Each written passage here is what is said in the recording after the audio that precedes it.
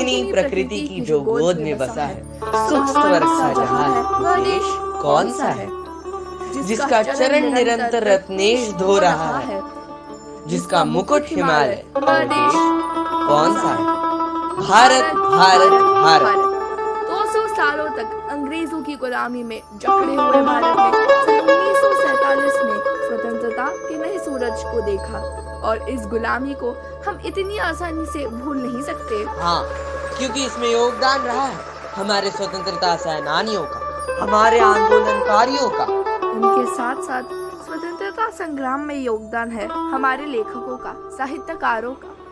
गुलामी के काले दौर में भारत के कुछ कोनों में से नए रंग उभर रहे थे, भारत के रंग। ये रंग कोई आक्रोश, कोहराम या किसी द्वंद्व के नहीं, बल्कि आप और मेरे जैसे आम आदमियों के रोजमर्रा के अनुभवों से प्रेरित थे।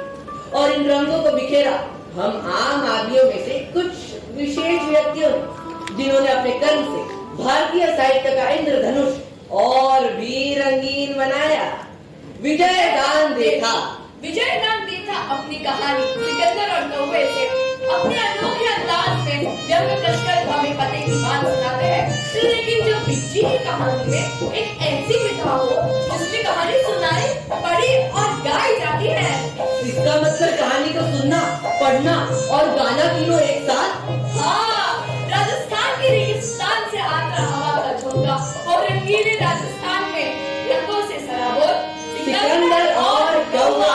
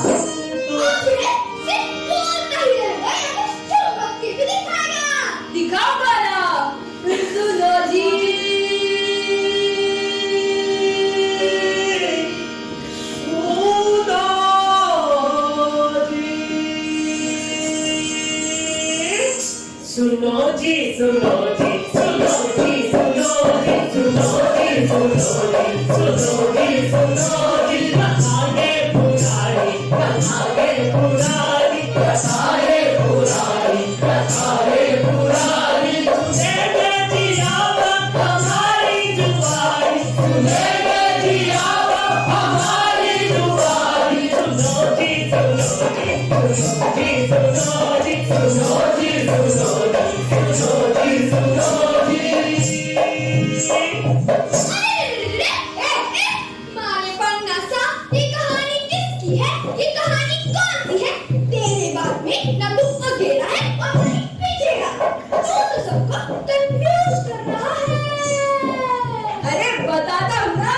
किसकी कहानी है?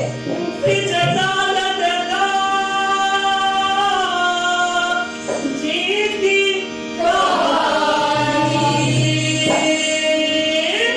विजेता ने देखा जीती ये कहानी। विजेता ने देखा जीती ये कहानी। वो काली वो रानी वो प्यारी कहानी। वो काली वो रानी वो प्यारी कहानी। वो थी जिसमें जीवन की गुबारी। वो थी जिसमें जीवन की गुबारी। जीवन की गुबारी। जीवन की गुबारी।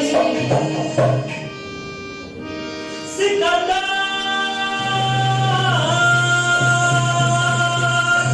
सिकंदर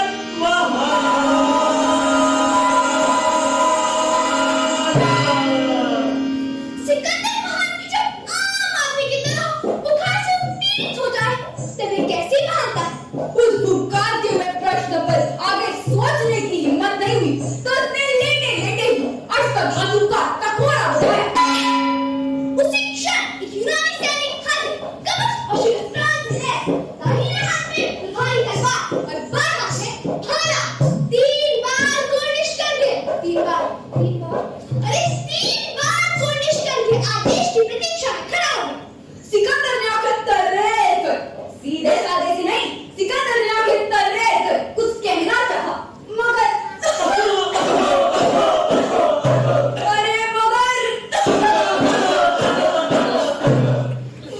खांसी के कारण बेउदार उपस्थित हो गया। कटकटी का बलिष्ठ सैनिक कटकटी की लड़ाई में पड़ा और दर्द के साथ झुककर जाने की भी जान उठाई और बैल के पास खड़ा हो 3-4 बार खाकर सिकंदर ने पीकदानी में बलम थूका।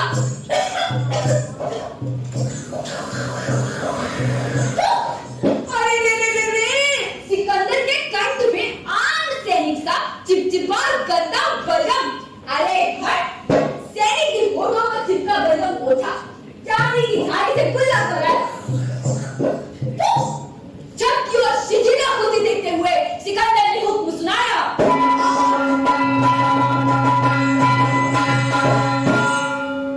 आज 3 दिन हो गए, एक भी यूनानी दवा कारगर साबित नहीं हुई। हकीमों के सिर तो बाद में कर्म किए जाएंगे और उसके पहले तुम पंजाब का कोना कोना छान मारो और किसी अनुभवी वैद्य को लेकर आओ। बुखार घटना तो दूर, सिर दर्द और बेचैनी बढ़ गई है। पूरी नींद भी नहीं आती। जो रही सही नींद थी वो भी खत्म हो गई है। फुर्ती करो, अगर शाम तक वैद्य नहीं आया तो सबके साथ तुम्हारा भी खत्म करवा दूंगा। माफ कीजिए हुजूर, माफ कीजिए। मैं बुखार के मारे लेटा हूँ और तुम सब स्वस्थ दुरुस्त घूमते हो। शर्म नहीं आती? कुछ आध घड़ी या पौन घड़ी के पश्चात सैनिक वापस आया तो सिकंदर ने पलक उठाकर कर पूछा। कह दिया सबको जरूरत ही नहीं पड़ी गरीब बरगद। हिंदुस्तान के बहुत बड़े वैद्य स्वयं अपनी इच्छा से चले आए।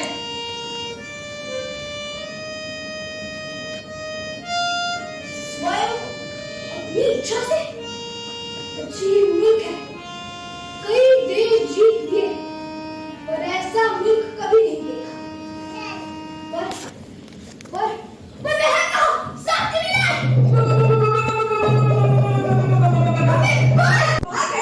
बाहर खड़े। आज आदेश हो तो अभी लेकर आता हूँ। इसमें भी तुम्हें आदेश की जरूरत है? समय पर काम करने के लिए अक्ल की नियामत दी गई है, समझे? अभी मेरा मुंह क्या कर रहे हो? चलो जल्दी बुला करना।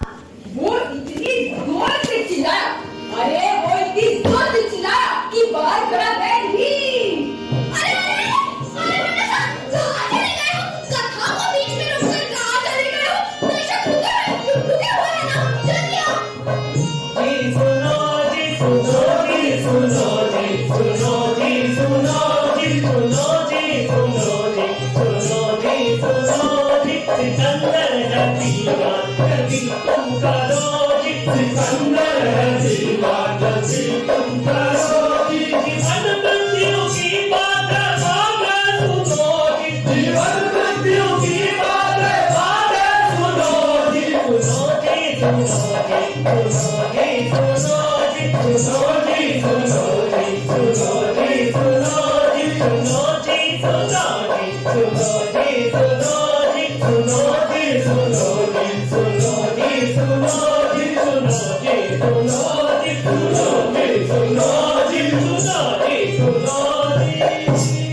मैं आ गया हुजूर। आप कौन है? मैं वैद। अरे बाबा, क्या मस्त मेकअप किया है।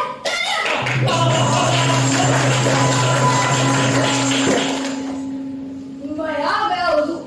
मैंने अक्ल से काम लिया और स्वयं ही अंदर चला है। बाबा, क्या रूप है।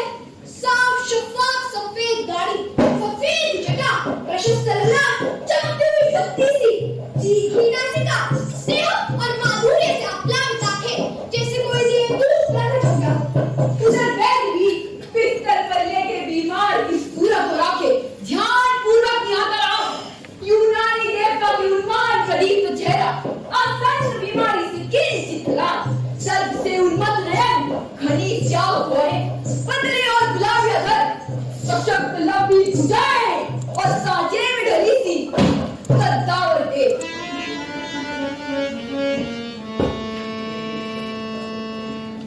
नहीं, नफ्स की बजाय आंखों और सूरत से सब निदान हो चुका है।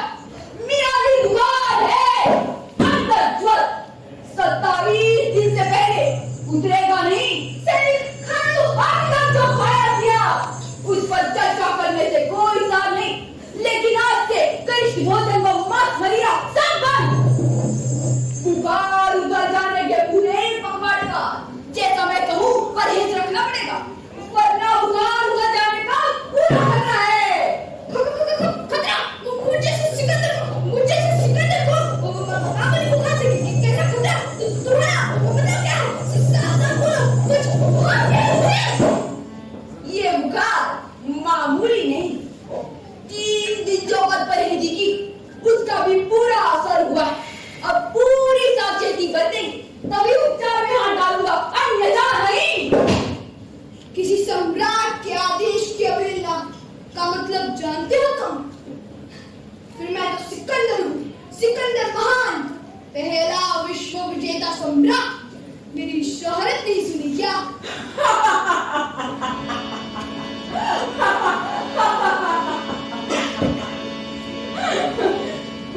सुनिए, आंखों से भी देखिए। पंजाब का हिंसक नरसंहार क्या बुलाया जा सकता?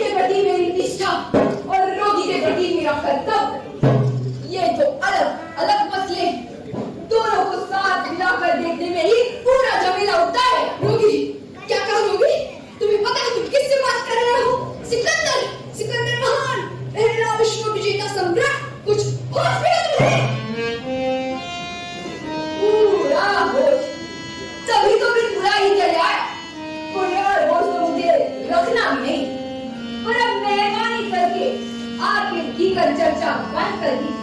बाकी औषधियां तो लाए हूँ। एक और जड़ी बूटी के लिए मुझे अरण्य में जाना होगा। अरे अरे अरे अरे माने पन्ना साहब कहाँ चले गए हो? हम 10 बार हमारे दर्शकों को बिना रुके सुनते हैं। जल्दी आओ। और ये पिछले 2 दिन से मेरे पेट में अनाज का एक दाना तक नहीं गया है। फिर भी तुम याद रहो भाग यहाँ नाटक करवाई जा रही हो। अब भूखे पेट नाटक कैसे करूँगा तुम ही बताओ। अभी इसकी भी सुन लो। नाटक वालों की बातें ठीक तुम सुनो जी। नाटक वालों की बातें ठीक तुम सुनो जी। नाटक वालों की बातें ठीक तुम सुनो जी। जी, नाटक वालों की बात एक तुम सुनो जी, ये माई की पटरी पे ना दौड़ो जी, ये माई की पटरी पे ना दौड़ो जी, जी करे हर महंगा म्यूजिकल की बात, जी करे हर महंगा म्यूजिकल की बात, सुनो जी सुनो जी सुनो जी सुनो जी सुनो जी सुनो जी सुनो जी सुनो जी, इस बार इस बार इस बार इस बार नाटक वालों की बात एक तुम सुनो जी, नाटक वालों की बात एक तुम सुनो जी, फेसबुक का इंसान OTT जी, फेसबुक का इंसान OTT जी, नाटक देखते बस तुम आया करो जी, नाटक देखते बस तुम आया करो जी, आया करो जी, आया करो जी। लो सुना दी तुम्हारी गिनती, अब तो नाटक शुरू करना है ना। दर्शकों अभी आप भी से नाटक शुरू करने के लिए बोलो। अरे कब तो शुरू कर दो भाई दर्शक। ठीक है ठीक है ठीक, तो भाई साहब कथा में फिर लौटे वैसे अपने बुनाई में पूर्णतया पारंगत होने पर भी बुजुर्ग वैद्य राजनीति के पेचीदों को अधिक नहीं समझता, जोरन में से खुद ही खाना बना कर लाया। सीख कर सिकंदर को मनमान करते हुए उसने कहा, 3-3 घड़ी में मैं खुद अपनी निगरानी में हाथ को आता उठाऊंगा, कहीं इसमें प्राणघातक जहर तो नहीं है। पर मैं आपके हाथों से तो जहर ही पीने को तैयार हूं। बचपन में मेरी माँ ने भी ठीक इसी तरह मुझे दवा पिलाती थी, ठीक ऐसे ही सीधी में। इतना कहते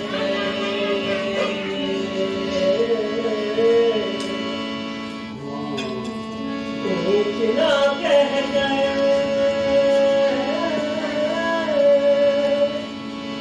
इतना कहकर लगे शिशु सा उसने बोला, इतना कहकर लगे शिशु सा उसने बोला, विठल सी पिता विठल सी पिता आंसू से पिलाया, आंसू से पिलाया, गजब हुई भाई गजब हुई की, गजब हुई भाई गजब हुई की, सम्राट फिर से सम्राट फिर से वो फिर बच्चा बनेगा, वो फिर बच्चा बनेगा, वो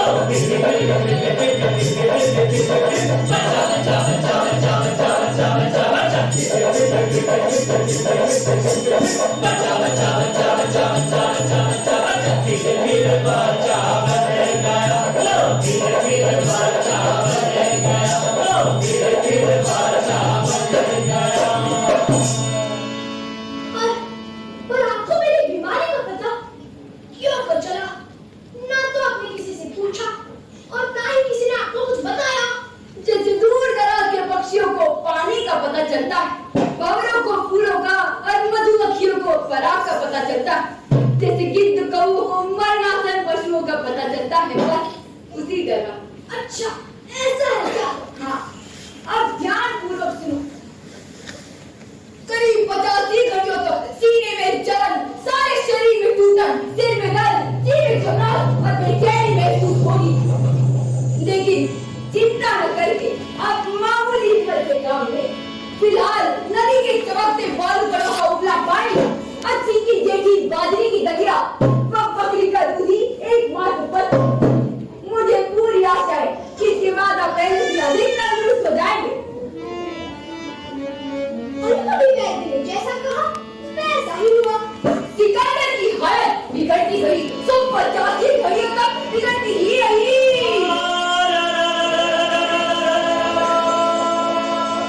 उसकी सेना में हजारों बहादुर सैनिक थे, पसीने की बजाय खून बहाने वाले पूरे वफादार, लेकिन उसकी बीमारी कोई नहीं भर सका।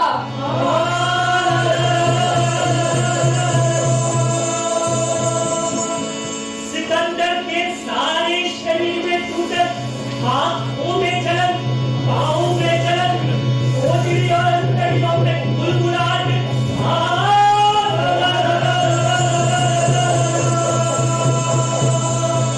सिकंदर ने मौत से मानो साक्षात्कार कर लिया।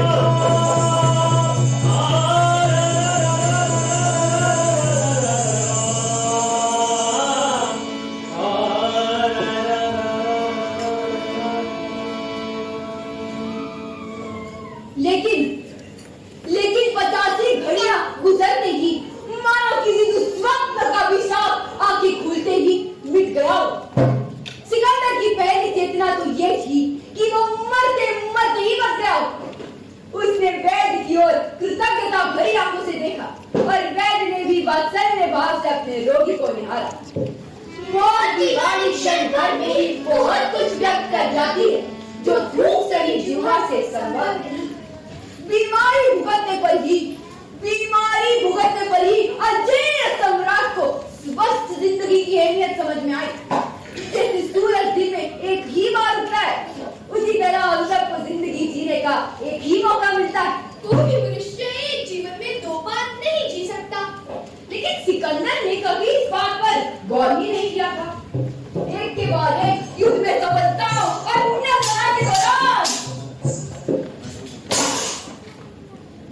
उसने कभी सोचा ही नहीं था कि वो स्वयं नश्वर। सिकंदर के दिवंगत होने के बाद भी ये दुनिया इसी तरह खुशी में आबाद रही। क्षण भर के लिए भी सिकंदर को यह परम सत्य महसूस नहीं हुआ। बलवती महत्वाकांक्षाओं के प्रति ऐसा उदासीन तो वो कभी रहा ही नहीं था। स्वयं किसी निश्चित निर्णय पर नहीं पहुंच सका तो उसने वयोवृद्ध वैद्य से ही पूछना उचित समझा। वो बोला, अस्सलाम वालेकुम वैद्य। वालेकुम सलाम हुजूर। वैद्य, मुझे आपसे एक प्रश्न है। कहिए हुजूर। यदि आपने संयोग से मेरा उपचार नहीं किया होता तो सच बताओ, क्या मैं मर जाऊंगा? नहीं, अभी तो आपकी उम्र शेष है। कितनी उम्र शेष है? बताइए ना, कितनी उम्र शेष है? क्यों जानना चाहते हो? न जानना ही श्रेष्ठ है, राजा के लिए भी और रंग के लिए भी। मेरे न रहने पर भी इस दुनिया के असंख्य बाशिंदे जिंदा है।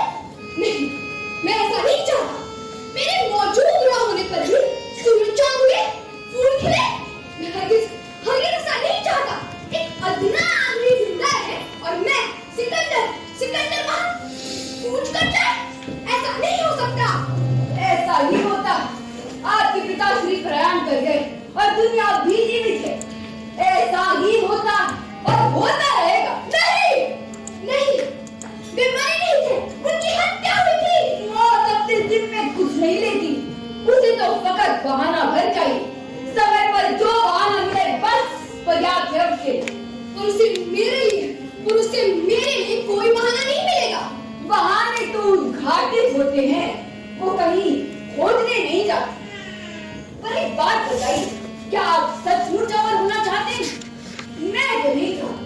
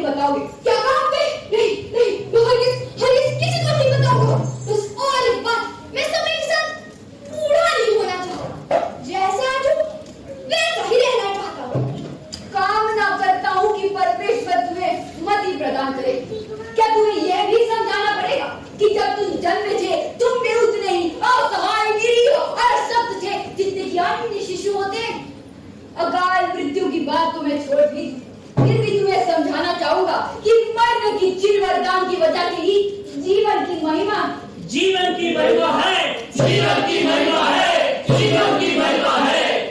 क्यों अमर होना चाहते हो तो बोलो क्यों? क्योंकि मैं अजय सम्राट हूँ। अब मैं और कुछ नहीं कहना चाहता, लेकिन यह तुम्हारी आखिरी इच्छा है तो इसे अपूर्ण भी नहीं छोड़ना चाहूंगा। इस बार जुदा होने से पहले ये हमारी आखिरी मुलाकात है, पर मेरी मंगल कामना सदैव तुम्हारे साथ रहेगी। इसके बाद अपने आश्रम में जाकर मैं अपने शिष्यों को अंतिम प्रवचन सुनाऊंगा और फिर स्वेच्छा से मृत्यु का वरण करूंगा। तो अब ध्यानपूर्वक सुनो। सुमेरु पर्वत की पश्चिम दिशा में एक लंबी गुफा है, जिसके ऊपर एक प्रचंड शिला युवा से ढकी हुई।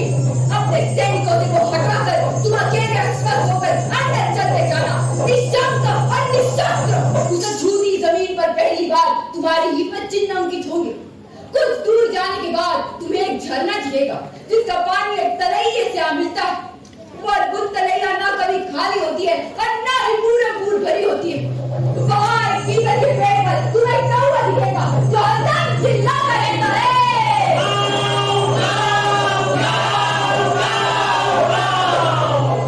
इस सृष्टि में फकत वही अमर है जो अपनी अमरता की उद्घोषणा करता रहता है।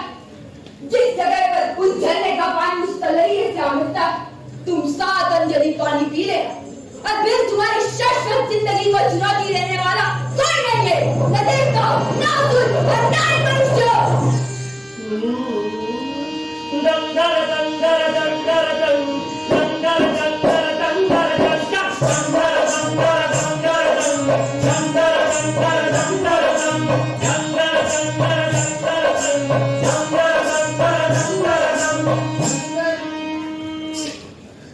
तो भाई साहब, अब आप ये मानकर चलिए कि सिकंदर ने उस वयोवृद्ध वैद्य की आज्ञा का पालन किया और अकेले अश्वस्थ होकर बेधड़क गुफा के अंदर चलता चला गया। अंदर जाते ही उसके आश्चर्य और आनंद की सीमा नहीं हुई कि वहाँ बेशकीमती हीरे और मोती है और वो अद्भुत तलैया जिसमें पानी झड़ रहा है, जो ना कभी खाली होती है और ना ही पूर्ण भरी होती है। और वो कौवा जो अपनी अमृत की रट लगाए जा रहा है। दंगर दंगर दंगर दंग, दंगर दंगर दंगर दंग, दंगर दंगर दंगर दंग, दंगर दंगर दंगर दंग, दंगर दंगर दंगर दंग, दंगर दंगर दंगर दंग, दंगर दंगर दंगर दंग, दंगर दंगर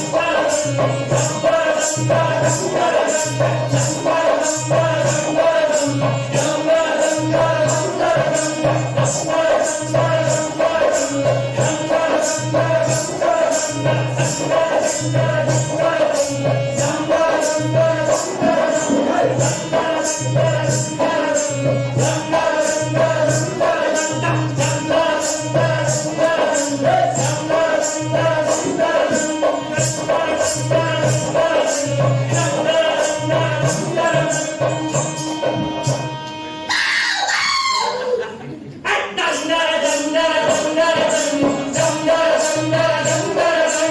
दंगर दंगर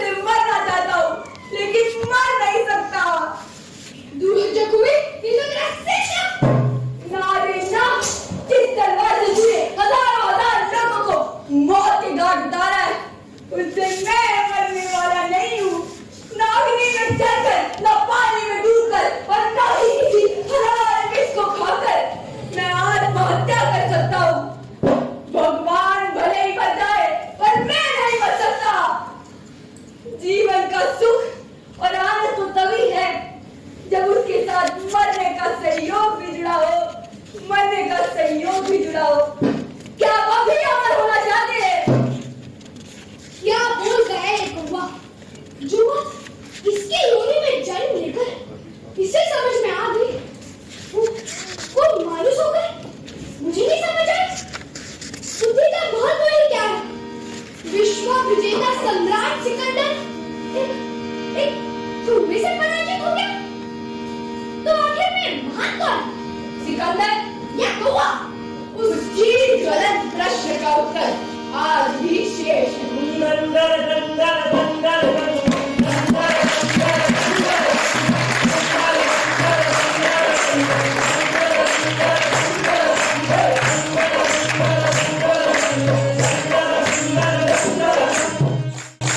तो देखा आपने भारत के रंग के काव्य रंग, साहित्य रंग और नाट्य रंग। इसीलिए भारतीय साहित्यकारों का योगदान अमूल्य। भारत का इतिहास प्राचीनतम सभ्यताओं में से एक है। प्राचीन काल से विश्व गुरु की भूमिका निभाने वाला भारत अपने आप में ही सांस्कृतिक विरासत भी समाये हुए है।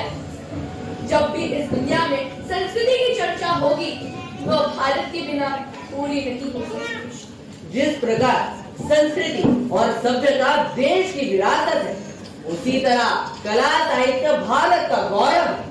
भारत में समय की मांग के अनुसार राष्ट्रवाद, सुधारवाद और पुनरुत्थानवाद का प्रसार हुआ। और सबसे खास बात यह है कि अनेक भारतीय भाषाओं में एक साथ इस प्रकार का लेखन होता रहा। इसलिए भारतीय साहित्य की एकता भाषागत एकता नहीं, बल्कि विचारों और भावनाओं की एकता है। इन सभी साहित्यों में अपनी अपनी विशिष्ट विभूतियां हैं। तमिल का संगम साहित्य, तेलुगु का द्व्यर्थी साहित्य, मलयालम का संदेश काव्य और खीर गीत जिसे हम कल्लीपट्टू भी कहते हैं, मराठी में पोवाड़े, गुजराती में भवाई, बांग्ला में मंगल काव्य, आसामिया में बड़गीत, पंजाबी में रामाख्यान उर्दू की गजल और हिंदी का रीति काव्य तथा छाया आदि अपने अपने भाषा साहित्य के वैशिष्ट्य के उज्जवल प्रमाण। भारतीय साहित्य की आधार भूमि रही है रामायण, महाभारत, पुराण, भागवत और संस्कृत का विजातीय साहित्य अर्थात कालिदास, भवभूति, बाणभट्ट, श्रीहर्ष, अमरूक और जयदेव की अमर कृतियां, पाली, प्राकृत तथा अपभ्रंश में लिखित साहित्य, काव्य शास्त्र से अनेक अमर ग्रंथ, नाट्य शास्त्र, ध्वन्यालोक, काव्य प्रकाश साहित्य, दर्पण, रसगंधा आदि की निश्चय ही भारतीय साहित्य सृजन में महत्वपूर्ण रहा है। सुभद्रा कुमारी चौहान खरी बोली की अग्रणी लेखिका। उनका जन्म इलाहाबाद में सन 1904 में हुआ, जिनकी कलम से बुंदेले हर बोलो के मुंह हमने सुनी कहानी थी, खूब लड़ी मर्दानी वो तो झांसी वाली रानी थी, या फिर ये कदम का पेड़ अगर माँ होता यमुना तीरे, ये कदम का पेड़ अगर माँ होता यमुना तीरे, मैं भी उस पर बैठ कर नैया बनता धीरे धीरे। तो हम उनकी किताब का पन्ना उलटते हैं और पुकारते हैं हींग वालैया।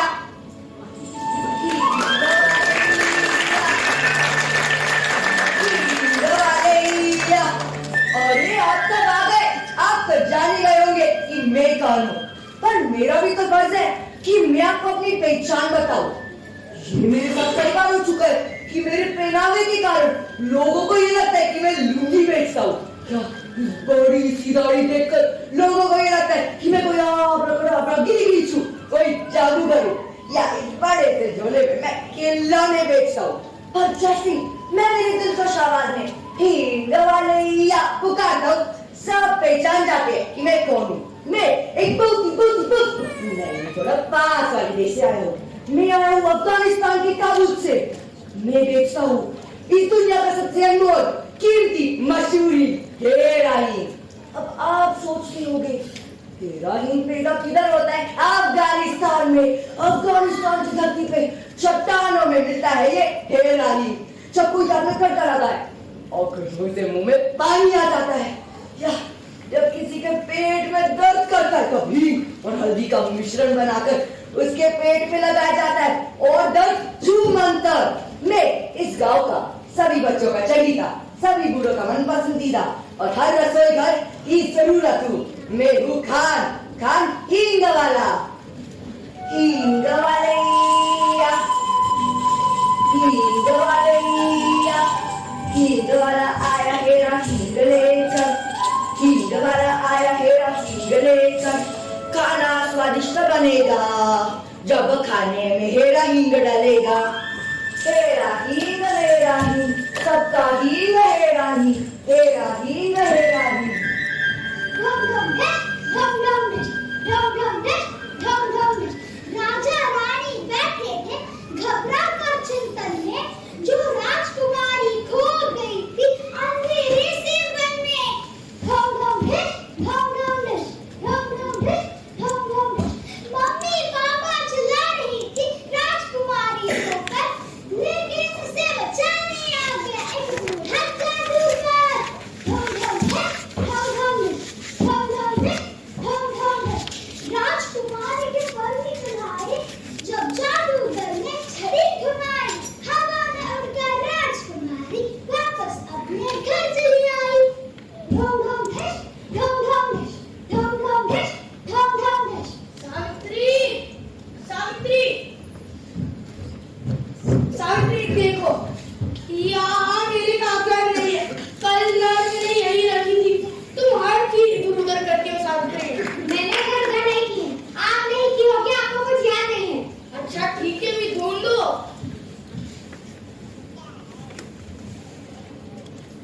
माँ, पिताजी आप क्या ढूंढ रहे हो? तुम्हारे पिताजी की फाइल ढूंढ रहे हैं। पिताजी वो फाइल कौन सी रंग की थी? अरे नीले रंग की थी। क्या वो फाइल सरकारी बैंक की बस थी? अरे हाँ बाबा हाँ। तो फिर वो यहीं पर है। क्या? ये रही। मैंने आपसे कहा था ना फाइल यही है। मैंने घर घर नहीं की। आपको कुछ याद नहीं रहता है, मेरी गलती लेकिन फिर घर में ऊपर चिल्ला रहे थे। पिताजी आपको कुछ याद ही नहीं रहता। ऐसा कुछ नहीं है, मुझे सब याद रहता है। मैं बहुत होशियार हूँ। ठीक है पिताजी, तो आज मैं आपको पहले पूछूंगी। अगर आपने उस पहेली का सही जवाब दिया तो ही मानूंगी कि आप बहुत होशियार हो और आपको सब याद रहता है। अच्छा, तुम मुझे मेरी होशियारी साबित करने के लिए तुम्हारी पहेली पूछनी पड़ेगी। पूछो पूछो। ठीक है पिताजी, तो पहेली ऐसी है। दो चींटियों के आगे दो चींटियां, दो चींटियों के पीछे दो चींटियां, दो चींटियों के बगल में दो चींटियां, और कितनी चींटियां हुई? बोलो बोलो बोलो। ये तो बहुत आसान है, मैं बताती हूँ। आप बताओ। मैंने पिताजी को पूछा, तुम्हें बताने दो। अच्छा ठीक है, आप ही बताइए। इसका तो जवाब है 4। पिताजी, ये तो सबसे कठिन पहेली थी। आपने इसका जवाब कैसे दिया? कैसे कैसे कैसे बताओ ना। हाँ, समझ गई। आपने बिल्कुल वैसा जवाब दिया जैसे बाकी कहानी में शकुंतला दीदी दिया करती थी, जिसको माँ भी उपन्यास भी लिख रही है ना माँ? हाँ, शकुंतला देवी जो बहुत ही बड़ी गणितज्ञ थी। वो गणित के सवालों के जवाब इतने तेजी से देती थी कि लोग उन्हें मानव कंप्यूटर के नाम से जाने लगे। और पता है, वो एक मानसिक परिकलित्र भी थी। माँ, ये परिकलित्र क्या होता है? अरे वो नहीं, वो परिकलित्र होता है। परिकलित्र यानी कैलकुलेटर, समझी? हाँ माँ, समझ गई। अरे कुछ मत बताओ मुझे।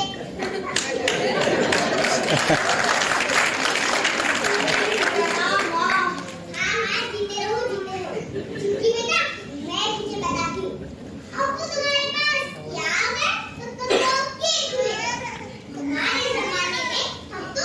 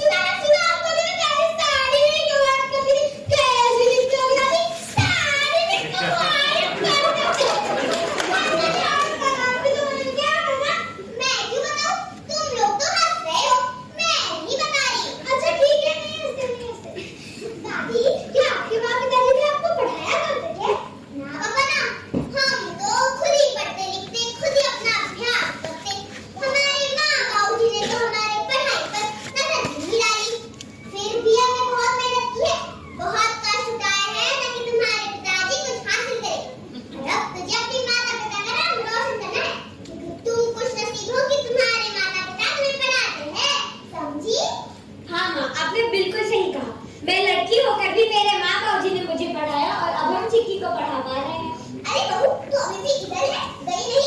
अरे जा जा वो उपन्यास पूरा कर। मैं भी चलती हूँ, भगवत गीता का अध्याय तो पढ़ना है। हाँ माँ बस जा ही रही। वैसे भी अब चिक्की की स्कूल की छुट्टी है। छुट्टी है? तो चल चिक्की बेटा, मैं तुझे महाभारत की कहानी सुनाती हूँ। बहुत अच्छी कहानी है, चल चल। हाँ चलो दादी हमें कहानी सुनाइए। अपना माँ को और चिक्की का ख्याल रखना। ठीक है वालैया। अरे भैया आप कैसे? दीदी, ओ दीदी, ठीक करोगी? अरे कौन है? कौन इतना शोर मचा रहा है? ओ तो आपको पता है दादी इतनी अच्छी महाभारत की कहानी बता रही थी। ही तो मेरे ढेर सारी है, अभी तुझसे नहीं, जा। ये बच्चे बिना। दीदी, ओ दीदी, ठीक करोगी? अरे खान तुम आ गए। कैसे आना हुआ सब ठीक? हाँ दीदी मैं बिल्कुल ठीक हूँ। अब नींद लोगी क्या? हम अपने देश को जाता बहुत दिनों बाद लौटेगा। अरे खान ठीक है कर क्या करूँ? अभी 15 दिन नहीं हुए तुमसे ही लगेंगी। तेरा ही है दीदी, हमें आपकी हाथ की बोनी लगती है। एक ही टोला रोकर लो जरूर। अच्छा खान मैं ये तो लूंगी लेकिन मैं कर क्या करूँ? घर पर ढेर सारी पड़ी है। ये तो मैंने बिल्कुल सही कहा। माँ ने इसकी वाली बिल्कुल नहीं देनी चाहिए। ये जब भी आता है बिना माँ के ढेर सारी ईंट देता है और पैसे लेकर चला जाता है। देखती हूँ। रखी रहेगी दीदी, हम अपने देश को जाता खुदा जाने कब लौटेगा। मत लेना माँ, इसकी वाली बिल्कुल रख देना। मुझे समझ नहीं आता आप इसे हर बार पैसे क्यों देती हो? चिक्की ऐसे नहीं बोली, वो बड़े हैं ना तुमसे। चलो माफी मांगो। नहीं माँ, मैं माफी नहीं मांगूंगी। चिक्की हमारे घर में बड़ों से ऐसी बात नहीं की जाती। माफी मांगो। मुझे माफ कर दो हींग वाले। अब अंदर जाओ। मैं इतनी आसानी से अंदर नहीं जाने वाली हूँ। देखती हूँ ये हींग वाले जो खिचड़ी पका रहा है। खान चिक्की की बातों से बुरा मत मान। वो क्या है ना वो छोटी है तो कुछ भी बोल देती है। दीदी भला मुझे बिटिया के बातों से बुरा क्यों लगे? वो तो मेरी बेटी जैसी है। और ये लो दीदी आपकी हींग। खान इसके कितने पैसे हुए? 35 पैसे। ये लो तुम्हारे 35 पैसे। अच्छा मैं चलती हूँ अपना उपन्यास जो पूरा कर। तुम भी अपना ख्याल रखना और अपने देश ध्यान से जाना। हाँ हाँ दीदी मैं भी चलता हूँ।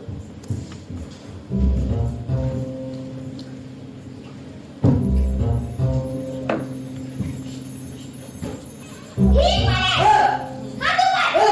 मैंने कहा हाथ ऊपर। ऊपर ही तो थे। तुमने मेरी माँ को पहला गुस्सा पर उससे पैसे लिए और मुझसे माफी भी मंगवाई। बताओ क्यों क्यों क्यों? अरे बेटिया वो तो मेरी दीदी को हींग। मैंने कहा हाथ ऊपर। ऊपर ही तो थे। नीचे बैठो। बैठ रहो। हाँ, तो अब बताओ तुमने मेरी माँ से पैसे क्यों लिए? बताता हूँ, पहले ये देखो मेरे पास क्या है। ये आपको किसने दिया?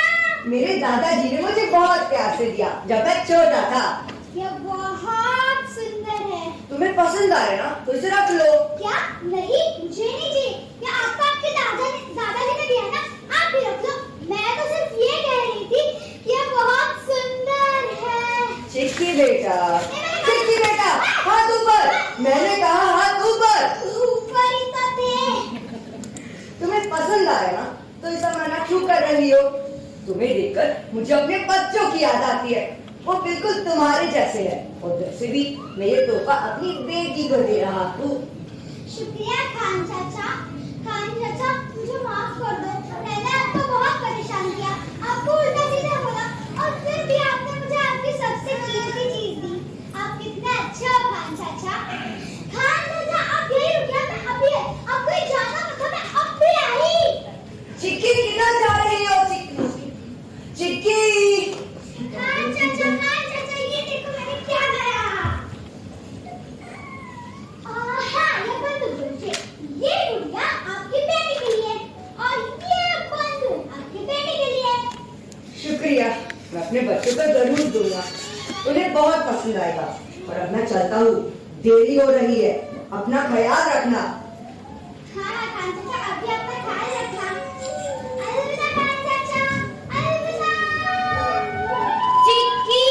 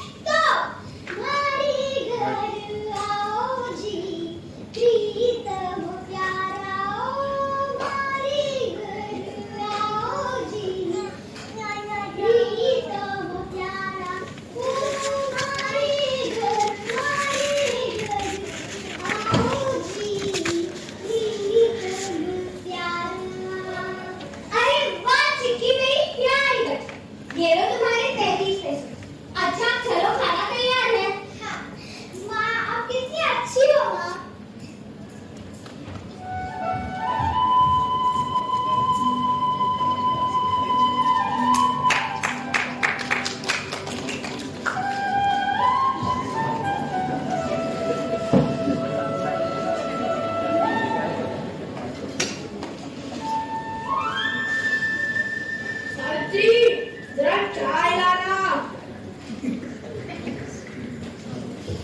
ये लीजिए राजा की चाय। ये लीजिए आपकी चाय।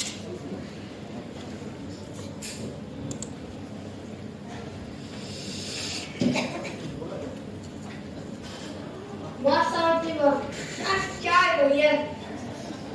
सावित्री सावित्री क्या हुआ तुम्हें? जी कुछ नहीं।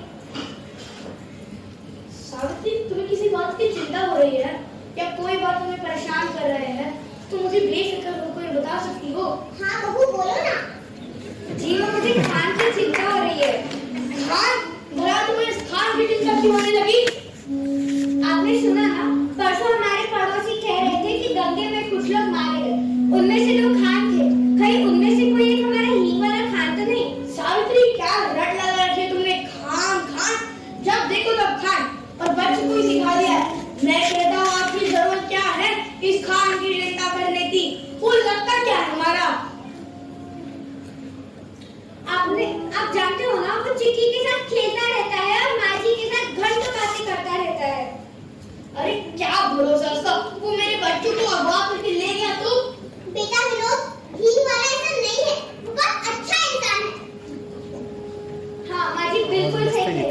और क्यों ना हो उसके पिता, वो अपने देश से दूर काम कर रहा है, मेहनत कर रहा है ताकि अपने बीवी बच्चों को पाल सके। लेकिन खैर तुम लोगों से बहस करने में कोई फायदा नहीं, क्योंकि तुम लोगों पर उसकी झूठी अच्छाई की पट्टी बनी है ना। मैं बाहर जा रहा हूँ। वाह, इतनी आवाज खान चाचा है क्या? खान चाचा, मुझे उनसे मिलना है। कहाँ वो? चिक्की बेटा, खान चाचा नहीं है। आजा, तुम मेरे पास बैठो।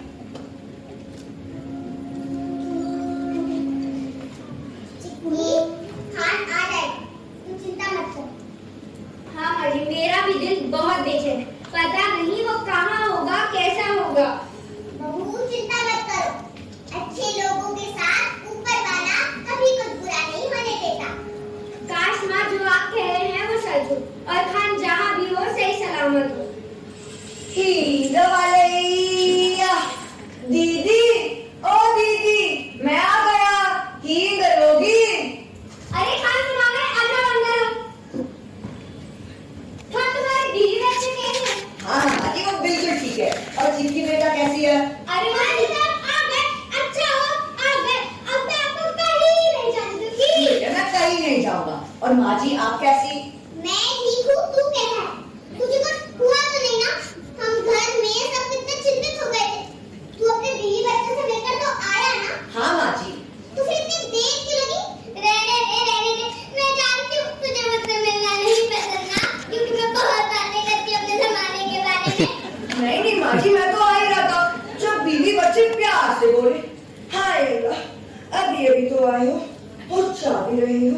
कुछ देर और ठहर जाएगी, बच्चे भी खुश हो जाएंगे तो मैं मना कैसे करता। पर अब मैं आ गया हूँ और साथ ही लाया हूँ हींग। पर मैं इसके पैसे नहीं लूंगा, ये पैसे अब चिक्की को दे देना। ये हींग हम सबको जोड़े रखता है। और चिक्की, मैंने तुम्हारे लिए भी कुछ लाया है। और एक और इत्र की बोतल मेरे लिए। शुक्रिया खान चाचा। हाँ हाँ, और अब मैं चलता हूँ। ओ तो आ गए ये गैर मुल्की लोग। लो तुम लोगों को तो इसकी चिंता हो रही थी ना, आ गया ये। भैया एक चुप रहो, मैं तुम जैसे लोगों को अच्छी तरह से जानती हूँ। तुम किसी अपनी मीठी मीठी बातों में फंसा सकते हो, मुझे नहीं। अरे आप ये क्या? भैया गलत चुप रहो, आज कोई नहीं बोलेगा, सिर्फ मैं बोलूंगा। तुम क्या कहते घूमते हो? हींग वाला, खान हींग वाला। अपने औकात में रहना सीखो, समझे? तुम मेरे बच्चों को अगवा करके ले जाना चाहते हो ना? आइंदा तुम मेरे घर के सामने दिखे भी तुम्हारी खैर नहीं। खान चाचा कोई अगर आप मुझे मिलने नहीं आ सकते तो मैं आपको मिलने आती जाऊंगी। नहीं चिट्ठी, तुम घूम जाओगी तो मैं तुमसे मिलने का कोशिश करूंगा। मैं चलता हूँ।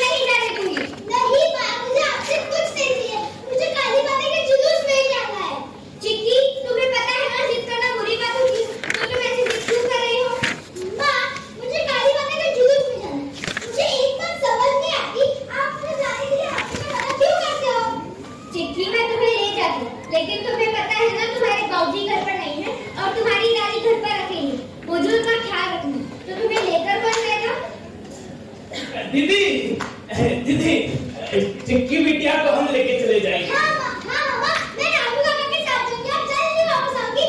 चलो रामू काका चलते हैं। अच्छा ठीक है जाओ, लेकिन अपना ख्याल रखना, रामू काका का हाथ मत छोड़ना। हाँ मामा, मैं हाथ नहीं छोड़ूंगी। चलो चलो रामू चलो काका चलो चलते हैं। ये जुलूस में चलते हैं।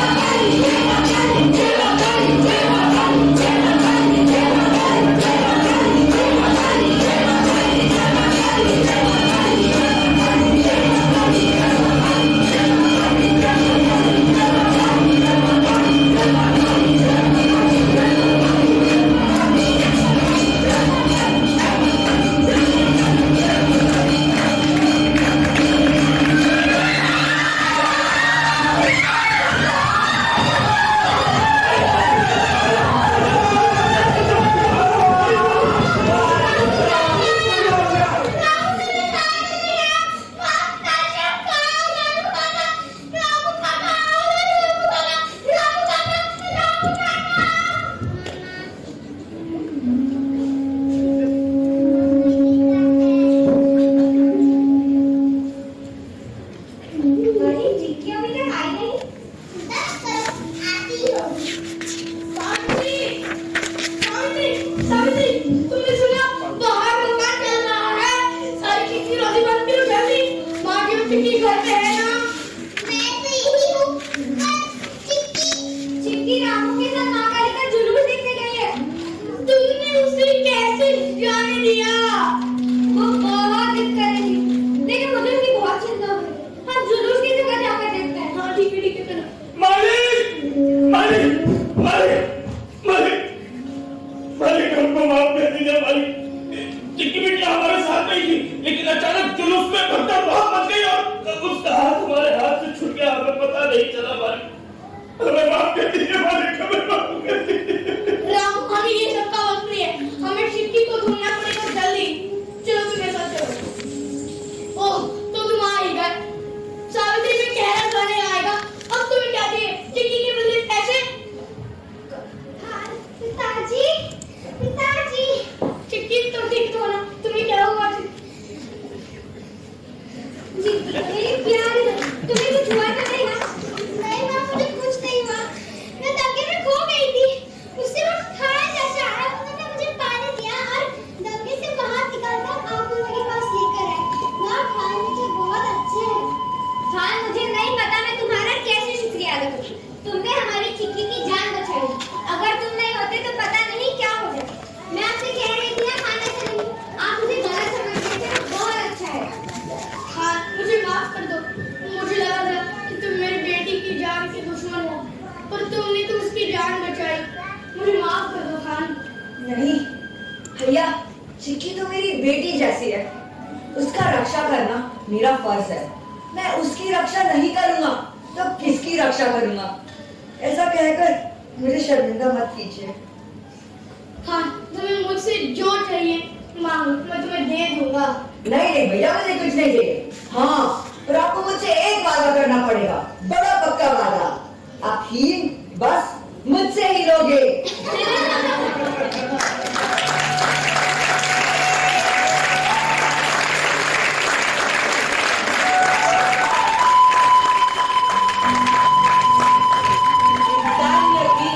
इंसान का सबसे बड़ा देवर होता है, वही उसे सर्वश्रेष्ठ बनाता है। 12 दिसंबर 1905 को पेशावर में पैदा हुए मुल्कराज आनंद जी को ट्रिनिटी ऑफ इंडियन राइटर्स में से एक का स्थान प्राप्त हुआ है। आर.के. नारायण राजा राव के साथ मुल्कराज आनंद उन लेखकों में से है जिन्होंने भारतीय होने के बावजूद अंग्रेजी भाषा में उत्कृष्ट लेखन किया। कूली, अनटचेबल जैसे उपन्यासों के साथ साथ उन्होंने कथा लेखन भी किया। वे कहते हैं, Man is both the subject and the object of his culture. He is both the builder and the building. His name is synonymous with culture. अत्यंत प्रामाणिकता और सटीकता भरे लेखन की कुछ बूंदे आपसे साझा करते हैं। उनकी मशहूर कहानी द लॉस्ट चाइल्ड।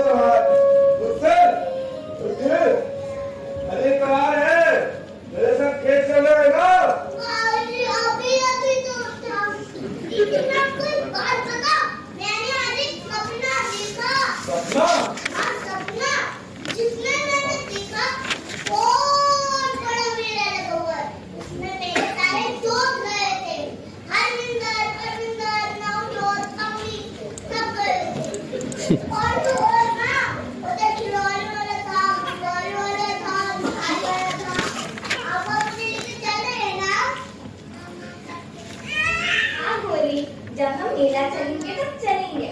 पहले दूध पी लो। दूध पिएगा तो ताकत आएगी, तंदुरुस्ती आएगी और मैंने इसमें गुड़ भी मिला दिया है। गुड़? बाबा अरे बेटा, दूध नहीं पिएगा तो ताकत और तंदुरुस्ती कैसे आएगी? पी ले पुत्र।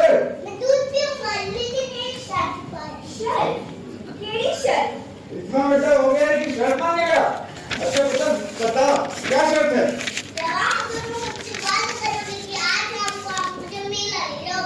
अरे बाप रे, बस इतनी सी बात। आज शाम को तुम्हें मेला ले चलेंगे। पहले दूध पी लो। अरे रजनी तुम क्या कह रही हो? अरे आप उसे दूध तो पीने में दीजिए। बेटा दूध पी लिया? दूध का ग्लास पूरा का पूरा पेट में।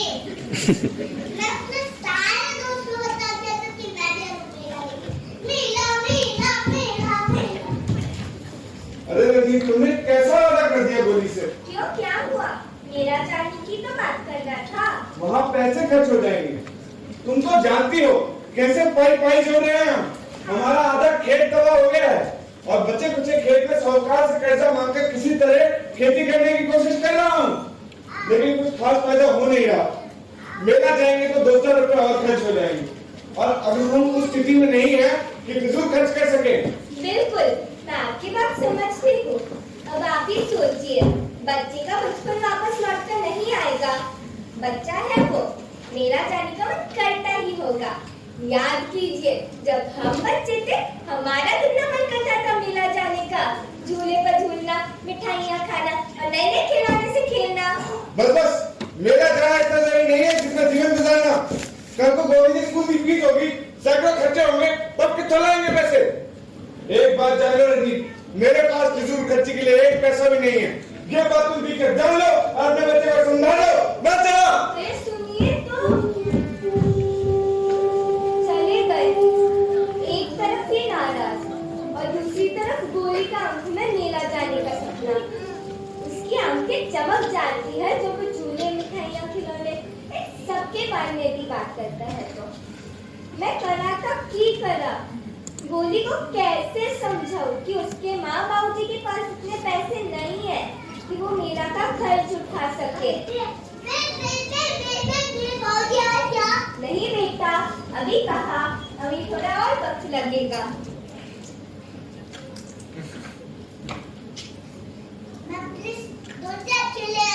जब बागी है तो मुझे बुला लेना। ठीक है बेटा। क्या करूं? हाँ, मैं काम करती हूँ। उसकी मनपसंद खीर बनाती हूँ और हम घर में ही मेरा सजा देंगे। उसे बाहर जाने की जरूरत भी नहीं होगी और उसके बाबूजी नाराज भी नहीं होंगे।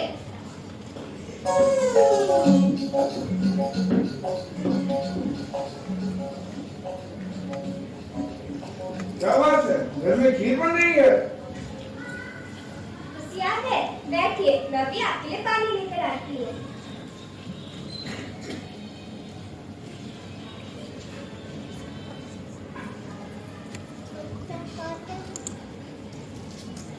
आज कुछ खास? नहीं बस वो गोली का मन बहलाने के लिए।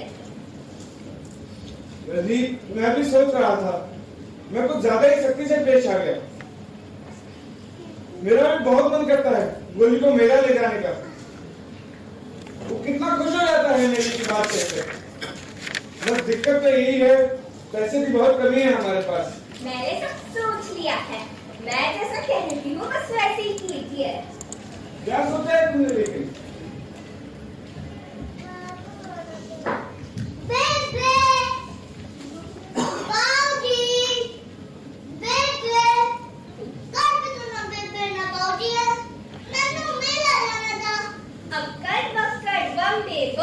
अस्सी नब्बे पूरे 100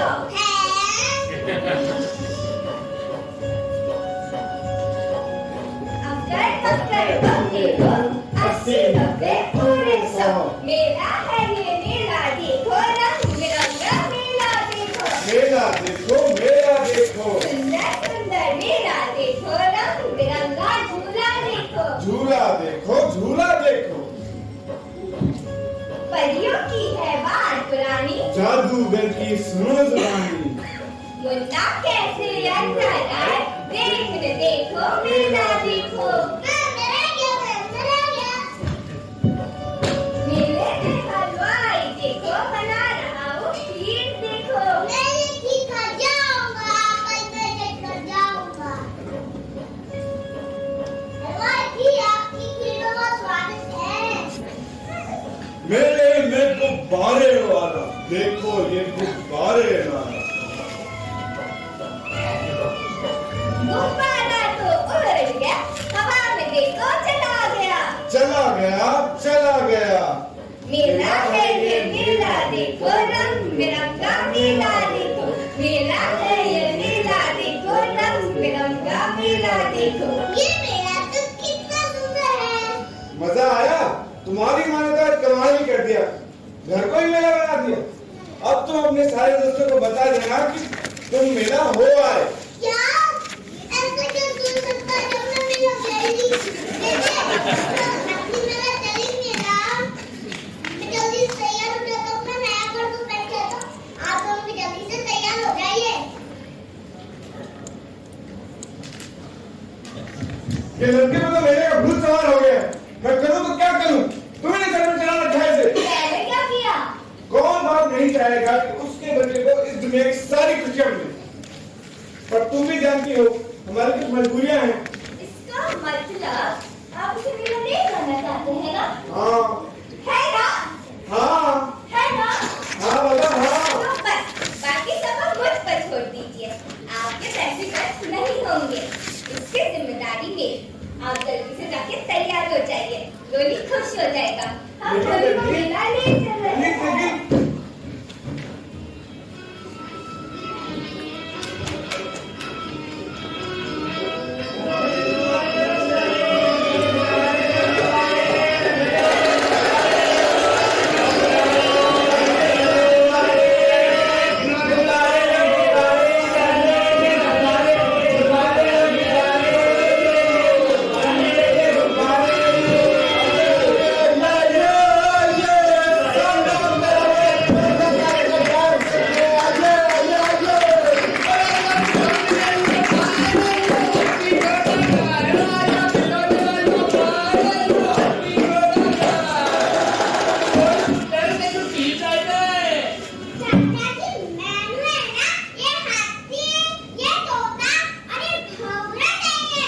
मगर तुम इस हाथी तोते और घोड़े का करोगी क्या? मैं आपके साथ सवारी करूंगी, घोड़े के साथ उड़ूंगी और घोड़े के साथ घोड़ा फिरूंगी। अच्छा ठीक है मैं दिलवा दूंगा।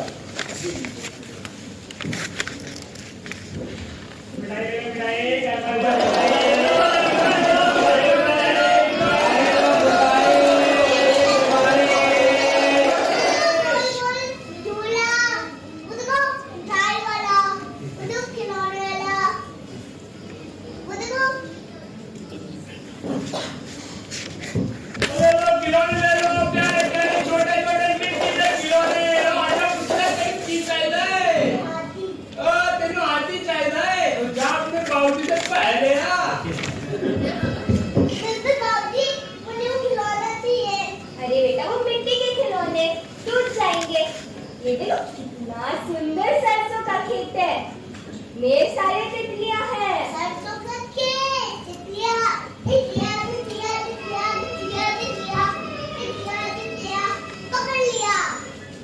नहीं, मुझे वो खिलौना ही चाहिए। पैसे वैसे कुछ नहीं मिलेंगे, मैं तुम्हें खिलाना नहीं खिलाऊंगा, नहीं खिलाऊंगा। हम कुछ और देखते हैं। हम बनाए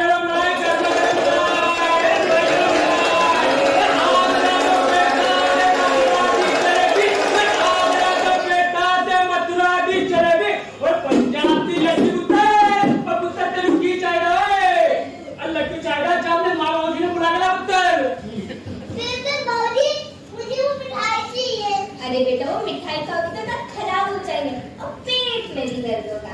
वो सब छोड़ो, देखो आसमान में कितने सारे पंछी है। मिठाई चाहिए। मैंने तुम्हारे लिए इतनी स्वादिष्ट खीर बनाई थी ना, मैं कल तुम्हारे लिए हलवा भी बनाऊंगी। हलवा? नहीं, मुझे वो मिठाई चाहिए। पैसे वैसे कुछ नहीं मिलेंगे, मैं तुम्हें मिठाई नहीं खिलाऊंगा, नहीं खिलाऊंगा। अब हम बाकी का मेला देखते हैं।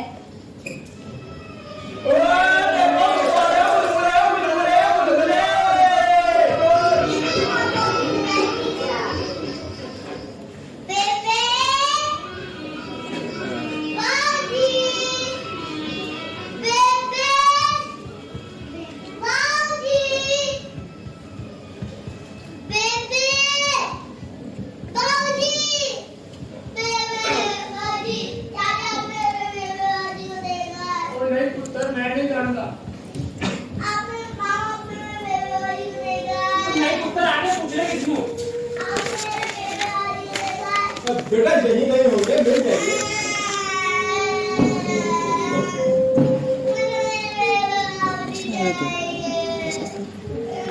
क्या हो गया पुत्र? बेबे बाबूजी, अच्छा इधर ही होंगे, मिल जाएंगे। अच्छा एक काम कर, तू रो मत। ये देख इतने सुंदर सुंदर मिठाई है, मिठाई खाएगा? अच्छा अच्छा अच्छा मिठाई मत खाए, काम कर। ये खिलौने दे दे। बेबे बाबूजी चाहिए, अच्छा इधर आ, ये देख ये चाचा क्या दिखा रहे हैं।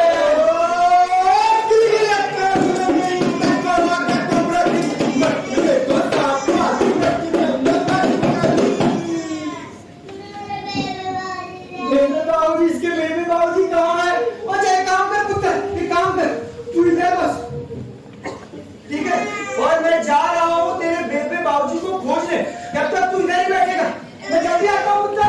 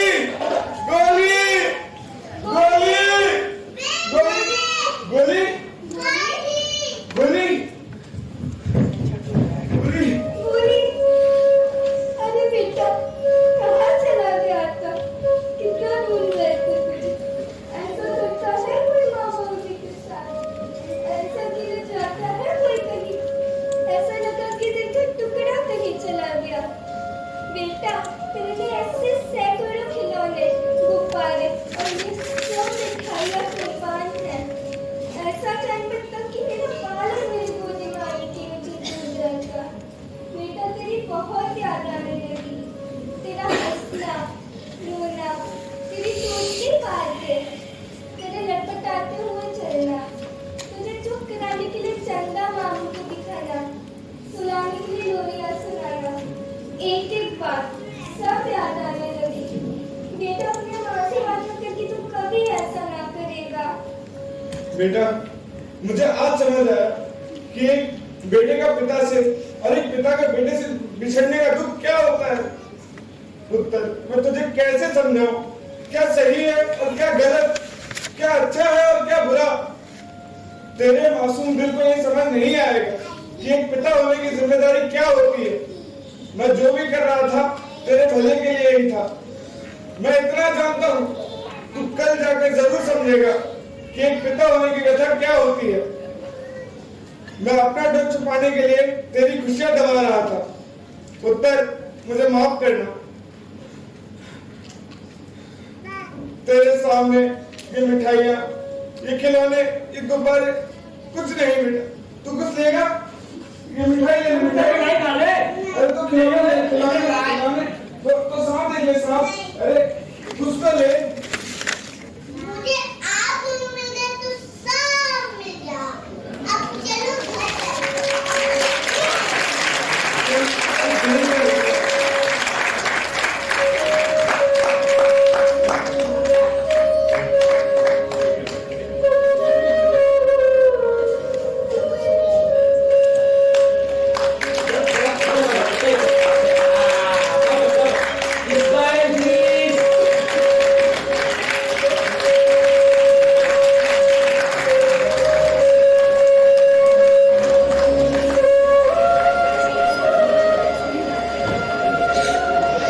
मिनट का मध्यांतर।